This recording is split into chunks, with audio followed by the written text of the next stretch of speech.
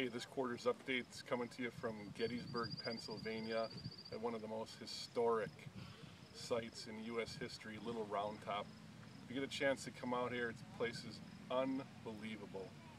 So hey, three things for you today for this quarter's update. Interest rates, current market, and where the market's going. Interest rates, once again, still exceptionally low, 4.5% on the 30-year fixed mortgage on average. Great time to buy.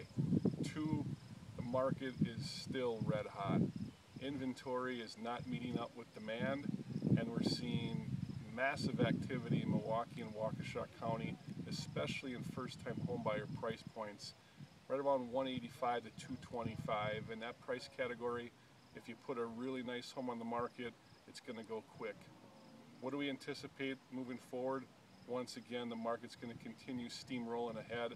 I anticipate a real good third quarter, and it's going to be a great year. So if you know anyone thinking about making a move, now is the time to purchase. And remember, we're never too busy for any of your referrals.